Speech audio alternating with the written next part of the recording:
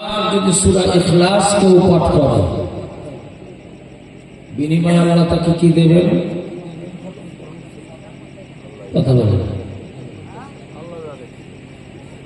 আল্লাহ কেন জানবে? আমাদের তো জানতে হবে। আল্লাহ জানিয়ে দেয়নি। আল্লাহ আখিরি নবী জানালেন তাদিলু সুলুসাল কুরআন সূরাতুল ইখলাস। জোরে বলুন সুবহানাল্লাহ। আল্লাহ আখিরি নবী, আল্লাহ পাকের প্রিয় বন্ধু, আল্লাহ পাকের প্রিয় হাবিব, খাতামুন নবিয়্যিন ওয়াল মুরসালিন, আল্লাহর আখিরি নবী জানালেন মুহাম্মাদি পবিত্র কোরআনুল কারীমের একটি ছোট্ট সূরা দান করেছেন। ওই সূরাটির নাম হলো সূরাতুল ইখলাস। আমি রাসূল বলছি মুহাম্মাদি ওই সূরাটাকে এত মর্যাদা দিয়েছেন, এত সম্মান দিয়েছেন, এত ফজিলত দিয়েছেন। আল্লাহ রাসূল বললেন তাদিলু সুলুসাল কোরআন। আমি নবী বলছি মুহাম্মাদি সূরা ইখলাসকে টোটাল 30 পারা কোরআন কারীমকে, পবিত্র কোরআনুল কারীমকে যে মর্যাদা দান করেছেন আমার আল্লাহ পাক সূরাতুল ইখলাসকে 30 পারা কোরআনের 3 ভাগের 1 ভাগ মর্যাদা দিয়েছেন। যদি বলা যাবে না এই গোপালপুরের মহিলারা, ও গোপালপুর নিবাসী জওয়ান যুবকেরা, আল্লাহ প্রিয় নবী জানালেন মান কারা সূরাতুল ইখলাস 10 মাররা। আল্লাহ প্রিয় হাবিব জানালেন পৃথিবীর কোন মানব, কোন মানবী, পৃথিবীর কোন মুমিন, কোন মুমিনা, পৃথিবীর কোন বেটা ছেলে কিংবা কোন মেয়ে ছেলে, আমি রাসূল বলছি পৃথিবীর কোন মেয়ে ছেলে কিংবা বেটা ছেলে মান কারা, কেউ যদি পড়ে সূরাতুল ইখলাস, সূরা ইখলাস 10 মাররা, সে যদি প্রতিদিন সূরা ইখলাস 10 বার তেলাওয়াত করে, আমি নবী বলছি কাসরান ফিল জান্নাহ। আমার আল্লাহ পাক সূরা ইখলাস পাঠকারী, সূরা ইখলাস পাঠকারিনী, সূরা ইখলাস পাঠকারী পুরুষ, সূরা ইখলাস পাঠকারিনী মহিলাকে আমার আল্লাহ খুশি হয়ে কাসরান ফিল জান্নাহ, দয়া জান্নাতে আমার আল্লাহ একটি মহল দান করবে। বলা যাবে না? কতবার করতে হবে? সবাই মিলে বলেন 10 বার। সূরা ইখলাস যদি কেউ প্রতিদিন 10 বার পাঠ করে, আল্লাহ প্রিয় হাবিব বলছেন আল্লাহ দয়ার জান্নাতে তার জন্য একটা বিল্ডিং দান করবে। জোরে বলুন সুবহানাল্লাহ। আল্লাহ আখিরি নবী, আল্লাহ প্রিয় হাবিব জানালেন মান কারা সূরাতুল ইখলাস 20 মাররা। আল্লাহ প্রিয় হাবিব জানালেন আর যদি পৃথিবীর কোন মেয়ে ছেলে কিংবা কোন বেটা ছেলে প্রতিদিন 20 বার করে সূরা ইখলাস পাঠ করে, আমি রাসূল বলছি কাসরাইনি ফিল জান্নাহ, দয়ার জান্নাতে আমার আল্লাহ তার জন্য 2 খানা ঘর দান করবে। কতবার? 20 বার। আল্লাহ প্রিয় হাবিব জানালেন মান কারা সূরাতুল ইখলাস 30 মাররা।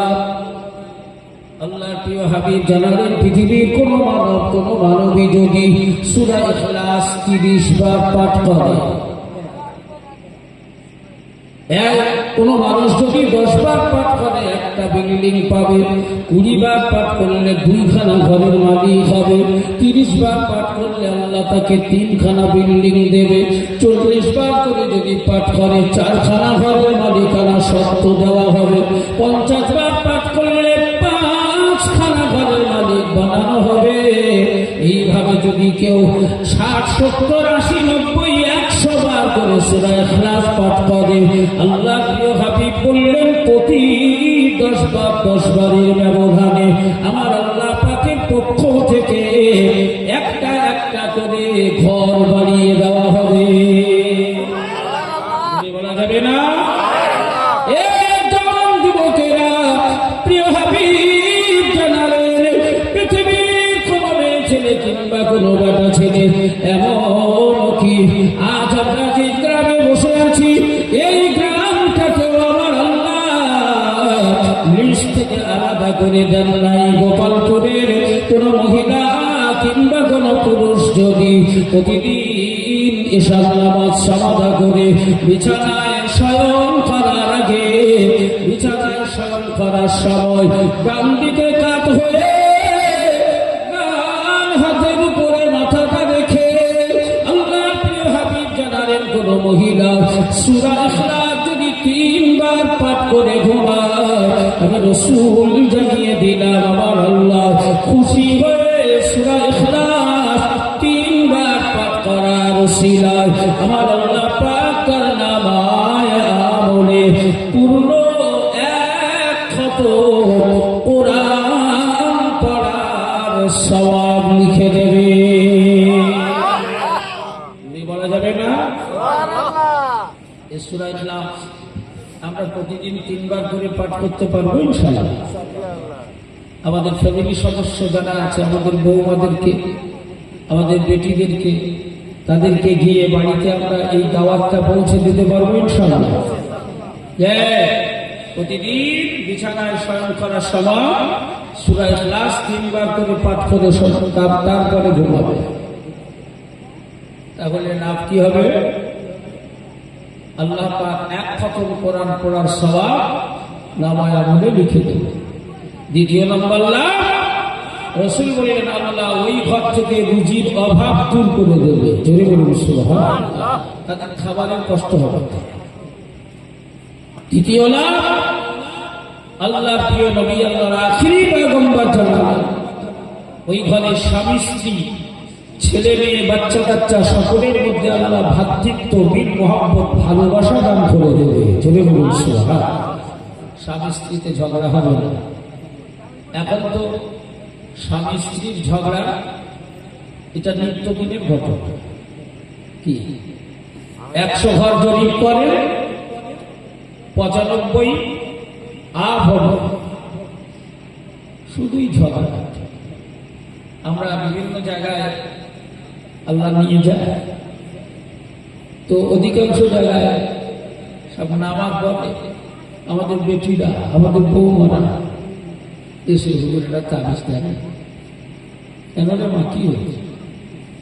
একদম বনি বনি শুধু ঝগড়া করে, গালাগালি করে, ঠিক মতো চলাফেরা করে না, যা ইনকাম করে মদ ফদ খেয়ে উড়িয়ে দেয়, আর সবসময় ঝগড়া লেগেই যায়। হ্যাঁ রেখেছি যে তোর জীবনের সঙ্গিনী, যাকে নিয়ে তোর জীবনের সুখ স্বাচ্ছন্দ্য, যাকে নিয়ে তোর জীবনের হাসি কান্না, তার সাথে যদি নিত্য কলহ ঝগড়া শুরু হয়, তাহলে ওই সংসারের সুখ আছে বলে মনে হয়? কথা বলে ও সংসারের সুখ আছে? তো সংসার তো আল্লাহ আমাদেরকে দান করেছেন। এই সংসারের হিস্ট্রি, সংসারের সংজ্ঞা, এর উপরে আলোচনা করতে গেলে তো অনেক লম্বা ব্যাপার হবে। তবে একটা জিনিস আমাদেরকে মনে রাখতে হবে, সংসারের সুখ এমনি আসে না, অটোমেটিক প্রবেশ করে না, বড় সুখকে আমন্ত্রণ করে সংসারে আনার ব্যবস্থা করতে হয়। হয় না? হয় না? কথা বলেন, আমন্ত্রণ করে আনার ব্যবস্থা করতে হয় না? ব্যবস্থা করতে হয় এবং আমন্ত্রিত অতিথি হিসাবে তাকে আপ্যায়ন করতে হয়, তবে সেই সুখ স্থায়ী হয়। আর না হলে বখাটা ছেলের মতো পিছনে লেগেই থাকলো, বখাটা মেয়ের মতো পিছনে গড়া দিতেই লাগলো, ও সুখ দাঁড়াবে মনে হয়? ছেড়ে দে মাকে দেবাছি, তোর ঘরে আমার থেকে ধাক্কা। তাহলে সংসারে সুখ স্বাচ্ছন্দ্য আসে কখন? প্রতিনিয়ত লেগে আছে। বৌমারা এসে তাবিজ নিতে আসছে, আচ্ছা তাবিজে কি সংসারে সুখ আসে বলুন? হ্যাঁ, এই যে তাবিজ নিতে আসে, হুজুর শাশুড়ি আমার দুটোকে দেখতে পারে না, শাশুড়ির সাথে আমার মোটো বলি বলা হয় না, বলি তাবিজ দেন না। আবার কেউ শাশুড়িকে কায়দা করার জন্য তাবিজ দিতে আসে। কত বড় বেহায়া বলুন। হ্যাঁ, আমরা আগের মানুষ আমাদের কাছে যে বলছে হুজুর আমার শাশুড়ি যাতে আমার আয়ত্তে থাকে, কায়দা করা যায়, আমি যা বলবো তাই শুধু সেটা বেটা তাবিজটা। হ্যাঁ রে খোকা, হ্যাঁ রে মেয়ে, তোর বাপ কি আমার ওই রকম তাবিজ করার জন্য চাকর রেখেছে? হ্যাঁ, আপনি একটু ভাবেন, আমাদের ঘরেও তো আল্লাহ মেয়ে দিয়েছে নাকি বলো? আমরাও তো বাপ, মেয়ের বাপ। তা আমরা সেই মেয়েকে অন্য জায়গায় বিয়ে দিল, দিয়ে আমার মেয়ে অন্যজনের ঘরের গরমই হলো। আর আমাদের ছেলেও আল্লাহ দান করেছে, আমরা আর একজনের ঘর থেকে মেয়ে নিয়ে এসে বৌমা করলো। তাহলে একটা মাইনাস হলো আর আরেকটা এসে আবার প্লাস হলো। যে মেয়ে ছিল সেই মেয়ের জায়গা পূরণ করলো বৌমা এসে। শ্বশুর আর শাশুড়ি যদি এই বৌমাটিকে মেয়ের জায়গা দেয়, মেয়ের স্থান দান করে, মেয়ের নজরে দেখে, আর যে মেয়েটা মায়ের কোলে বড় হয়ে শ্বশুর বাড়িতে গেল, সেইখানে গিয়ে একটা শাশুড়ি মা হিসাবে তাকে পেল, ওই বৌমাটা যদি শাশুড়িটাকে তার মায়ের সম্মান দেয়, তাহলে সংসারে অশান্তি হবে বলে মনে হয়? কথা বলে, সংসারে অশান্তি হবে, কিন্তু তা তো হবে না। বৌমা শাশুড়িকে মেনে নিতে পারে না, শাশুড়ি বৌমাকে মেনে নিতে পারে। সংসারে দ্বন্দ্ব ওখান থেকেই শুরু। মীমাংসা করবে আমার মালিকের পক্ষ থেকে দান করা পবিত্র কোরআন। ধরে বলুন সুবহান। যদি বলা যাবে না, তাই আপনাদেরকে নিয়ে সেই কোরআনের সূচনায় আমি সূচনা করব। যদিও আলোচনার সূচনা করিনি, আপনাদেরকে সূরা ইখলাসের উপরে ভিত্তি করে একটুখানি কয়েকটা হাদিস আপনাদেরকে শোনালাম, কোরআনের কয়েকটা সংজ্ঞা আপনাদেরকে দিলাম। তাই আমরা সবাই মিলে আল্লাহ কোরআনের ছাত্র হিসাবে নিজেদেরকে আর কিছুক্ষণ সময় দিয়ে এই কোরআনের ক্লাসে বসতে পারবো ইনশাআল্লাহ। সবাই পারবো ইনশাআল্লাহ। কারা কারা পারবেন একটু হাত তুলে দেখান তো। আল্লাহ আপনাদের এই হাতগুলোকে কবুল করে নিন। একটু তাকবীর দেন, নারে তাকবীর। শুনে বলো না, নারে তাকবীর, নারে তাকবীর। আল্লাহ কবুল করে দিন, সকলে বলো না আমিন। সবাই মিলে বলেন আল্লাহুম্মা আমিন। তাই আলোচনার সূচনাতে আসুন। গোপালপুর, এটা কোন পাড়া? গোপালপুর উত্তরপাড়া, মাঝের পাড়া মিলিয়েই বলি। আমাদের দুই পাড়ার মেলবন্ধন। তো এই গোপালপুর উত্তরপাড়া এবং মাঝের পাড়ায় অধিবাসী বসবাস করে, মেয়ে ছেলে আর বেটা ছেলে, নারী পুরুষ উভয় মিলে। আসুন আমরা সকলেই আলোচনার সূচনাতে আমার মালিকের শাহিদা করি। আমার মালিককে, আমাদের মালিককে সকলে মিলে বলেন আল্লাহ। সন্দেহ আছে নাকি? এই উত্তর দিতে গিয়ে গরিব বসে কেন? আমার মালিকের ব্যাপারে আমাদের কোন সন্দেহ আছে? আছে রে বাবা, না বললে তো এই পৃথিবীতে একদল আছে, ওরা আমার মালিককে মালিক হিসাবে মানে না। এরকম একদল আছে না? তাদেরকে কি বলা হয়? নাস্তিক। কি বলে? নাস্তিক। আর মালিকের উপরে বিশ্বাস আছে যাদের, এদেরকে বলা হয় আস্তিক। মালিকে বিশ্বাস। আর একদল আছে তাদের ধারণা অটোমেটিক, আপনা আপনি কালের নিয়মে সব হয়ে গেছে। কেউ মালিক নেই, কেউ স্রষ্টা নেই, কেউ সৃষ্টি করেনি। এদেরকে বলা হয় আস্তিক, নাস্তিক। এরা মালিকে বিশ্বাস করে। এরা একদল এই পৃথিবীতে আছে না নেই? আমাদের চোখের সামনে ঘুরে বেড়াচ্ছে। আছে কি আমাদের চোখের সামনে ঘুরে বেড়াচ্ছে না? শোনা এত বড় কথা আপনাদের বা আমাদের বলার দুঃসাহস নেই। আমরা তো নাস্তিক হতে পারি না, আমরা তো আল্লাহকে বিশ্বাস করি না? আমাদেরকে যিনি সৃষ্টি করেছেন, আমাদের স্রষ্টা যিনি, আমাদের মালিক যিনি, সবাই মিলে চিৎকার করে বলেন তিনি কে? আল্লাহ। এটা আমরা বিশ্বাস করি, এটা আমাদের ঈমান, ঠিক কিনা বলেন? কিন্তু আর যারা আছে নাস্তিক, ওরা বিশ্বাসই করে না। ওরা বিশ্বাসই করে না। ওরা ভাবে পাহাড় অটোমেটিক হয়েছে, নদী অটোমেটিক হয়েছে, জমিন আসমান অটোমেটিক হয়েছে, তারকারাজি অটোমেটিক হয়েছে, চাঁদ সূর্য অটোমেটিক হয়েছে। আমরাও অটোমেটিক কালের নিয়মে পৃথিবীতে এসেছি। এই বিশ্বাসে একদম নাস্তিক এই পৃথিবীতে ঘুরে বেড়াচ্ছে। আল্লাহ তাদের থেকে হেফাজত করে আমাদেরকে তো স্রষ্টায় বিশ্বাসী বানিয়েছে, নাকি বলে? এর জন্য আল্লাহ শুকর করা দরকার।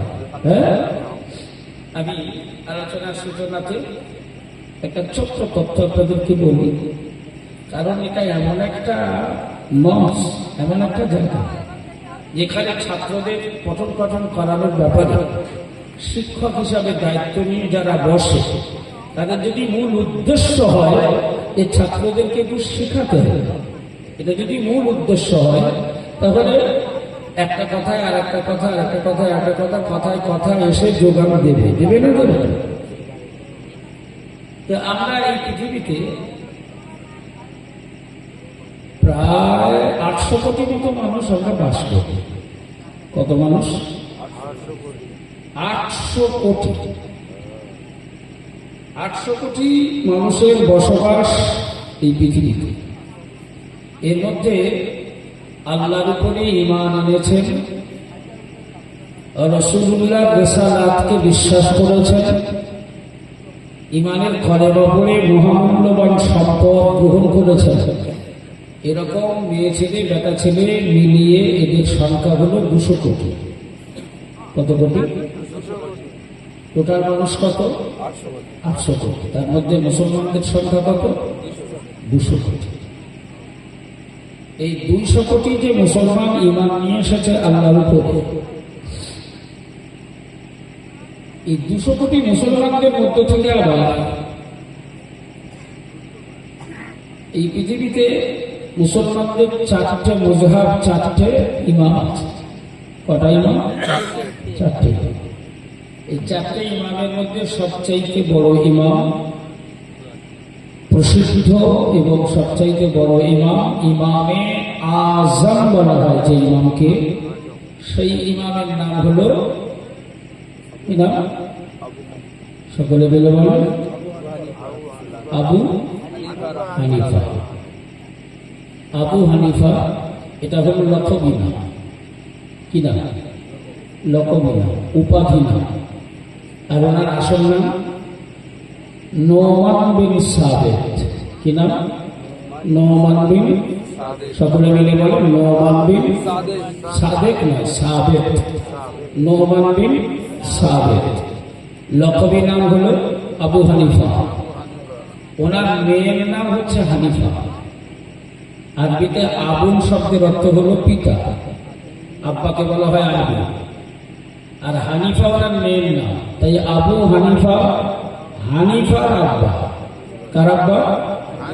হানিফার আব্বা নামে উনি বিশ্বে পরিচিতি লাভ করেছেন। অরিজিনাল নাম হলো নোমান বিন সাবেত। তো সেই ইমামে আজম নোমান বিন সাবেত ওরফে আবু হানিফা রহমতুল্লাহ আলাইহির নীতি মেনে নেওয়া, কওল মেনে নেওয়া, মযহাব মেনে নেওয়া মানুষের সংখ্যা হলো এই 200 কোটি মুসলমানদের ভেতরে 80%, 80%। কত পার্সেন্ট? প্রায় 80%। অতএব 200 কোটির মধ্যে যদি 80% করে মেনে নেয়, তাহলে প্রায় 160 কোটি মুসলমান মেয়ে ছেলে বেটা ছেলে, এরা হলো হানাফি মযহাবের অনুসারী। এরা হলো হানাফি মযহাবের অনুসারী। তো সেই হানাফি মযহাবের অনুসারী হিসাবে আমরা আমাদের ইমাম, ইমামে আজম আবু হানিফা রহমতুল্লাহ আলাইহি একটা বাহাসে যাওয়ার সিদ্ধান্ত গ্রহণ করলেন। একটা বাহাস হবে। বাহাস বোঝেন তো নাকি? এখন আমাদের এলাকার মানুষ আমরা বাহাস বুঝি তবলিকার হেফুল্লাহ, নাকি? এই বাহাসই হয় কিয়াম করা যাবে কিনা, দরুদ পড়া যাবে কিনা, জুমার দিনে আখির দিন জোহর নামাজ পড়া যাবে কিনা, কবর জিয়ারত করা যাবে কিনা, আজানের পরে হাত তুলে মোনাজাত করা যাবে কিনা, এই সব মশলা জুজি মশলা নিয়ে আমাদের বাহাস হয়। অথচ এগুলো বাহাসের অন্তর্ভুক্তিই নয়, এগুলো ছোট ছোট জুজি মশলা, এ নিজেরাই মিটিয়ে নেওয়া যায়। তাই নিয়ে আমরা ফলো করে বাহাস করি। আর ইমামে আজম আবু হানিফা বাহাসে বসলেন, ডেট করলেন কাদের সাথে? নাস্তিকদের সাথে। আমি একটু আগেই নাস্তিকদের পরিচয় দিচ্ছিলাম আপনাদের। ওই নাস্তিক যারা আল্লাহর উপরে বিশ্বাস করে না, আল্লাহর উপরে বিশ্বাস করে না তা নয়, আল্লাহর উপরে বিশ্বাস করে না, ভগবানের উপরে বিশ্বাস করে না, ঘরের উপরে বিশ্বাস করে না, ঈশ্বরের উপরে বিশ্বাস করে না, অতএব স্রষ্টা বলে ওদের কাছে কিছু নেই, ওরা হলো নাস্তিক। তো ওদের সাথে ইমামে আজম আবু হানিফার বাহাস করার ডেট নির্ধারণ হলো। এখন সহজে বোঝার জন্য মনে করুন কোথায় হবে না, গোপালপুরে বাহাস হবে। এক পক্ষ হলো আস্তিক আর এক পক্ষ হলো নাস্তিক। আস্তিকবাদীদের পক্ষে ইমামে আজম আবু হানিফা, আর নাস্তিকদের পক্ষে ওদের বহু বিদ্বজন জ্ঞানীজনেরা। ডেট করা হয়েছে, সময় করা হয়েছে। আমার সময় করা ছিল আজকের, আপনাদের কমিটির পক্ষ থেকে দাওয়াত করেছিলেন যারা, ওরা সময় করেছিলেন ওদের 2টো থেকে 4টে সময় হবে। আমি অলরেডি 12টার কিছু সময় পরে এসে পৌঁছেছি, একটু রেস্ট করলাম। তো সময় করা আছে বেলা 10টায়। নাস্তিক আস্তিক দুই পক্ষের মানুষজন সবাই অলরেডি এসে পৌঁছে গেছে। 10টা বাজে, তখন নাস্তিকদের পক্ষে যারা ওরা অলরেডি এসেছে, আস্তিকদের পক্ষে যারা তাদের ছোটখাটোগুলো এসে পৌঁছেছে, কিন্তু মেন যিনি বাহাস করবেন তিনি তো ইমামে আজম আবু হানিফা, তিনি আসেন পৌঁছাচ্ছেন 10টা, 10:30, 11টা, 11:30। তখন তো বিভিন্ন আলোচনা, বিভিন্ন কথাবার্তা শুরু হয়ে গেছে। নাস্তিকরা তারা বলছে, গো ও আমাদের কাছে ধোপে ঠিক হয়ে থাকবে, দাঁড়াতে পারবে না বলেই তো আসছে না, ভয়ে আসেনি। এই চলো একতরফা ঘোষণা করে দাও, আজকের বাহাস সভায়, মোনাজারা সভায় আমরা একতরফা ভাবে বিজয়ী। কারণ আস্তিকবাদীদের পক্ষে ইমামে আজম আবু হানিফা ভয়ে আসেনি, তাই একতরফা